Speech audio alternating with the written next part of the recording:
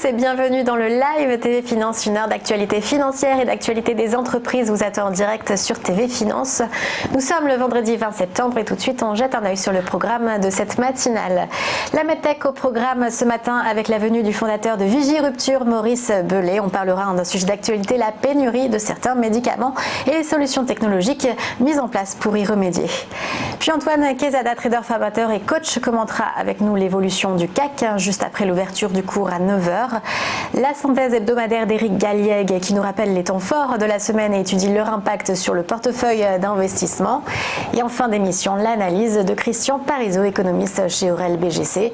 On parlera des banques centrales et de la Chine. Mais tout de suite, un point sur les informations économiques de ce début de matinée.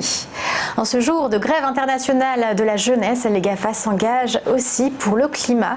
Leurs employés, en tout cas, des salariés d'Amazon, Google et Microsoft, devraient se joindre à ce mouvement mondial pour la défense du climat. Un acte politique de la part des représentants de ces employés de la technologie, alors que Google a manifesté ces dernières semaines quelques signes d'agacement devant les prises de position de certains de ses employés. Lors d'une conférence de presse, Jeff Bezos, le PDG d'Amazon, a lui fait comprendre qu'il suivrait le mouvement de ses salariés en annonçant que la société avait pour objectif d'être neutre en carbone d'ici 2040 et par ailleurs 100 000 véhicules utilitaires électriques destinés à la livraison ont été commandés à une jeune entreprise dans laquelle Amazon avait investi. Air France abandonne l'idée de reprendre Aigle Azur. La compagnie aérienne tricolore a confirmé ne pas avoir déposé d'offre de reprise améliorée sur son concurrent Aigle Azur, actuellement en procédure de liquidation judiciaire.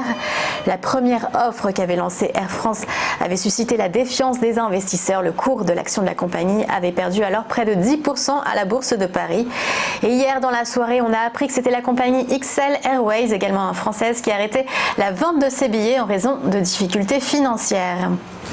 Et aux États-Unis, à présent, le constructeur automobile sud-coréen Hyundai a accepté de payer une amende de 47 millions de dollars.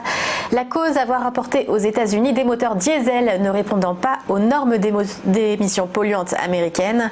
Entre 2012 et 2015, Hyundai aurait importé environ 2300 véhicules équipés de moteurs diesel polluant davantage que les seuils autorisés.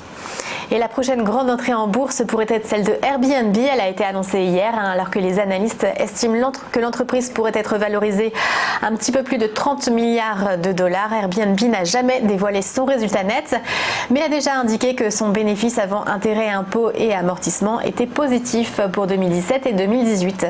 Fondé en 2008, le groupe californien revendique aujourd'hui un réseau de 6 millions de logements répartis dans 100 000 villes et 191 pays.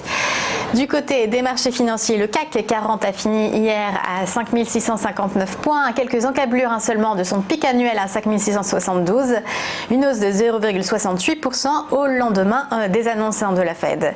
La bourse américaine a fini elle en ordre dispersé, moins 0,8% pour le Dow Jones et plus 0,07% pour le Nasdaq à 8 182 points.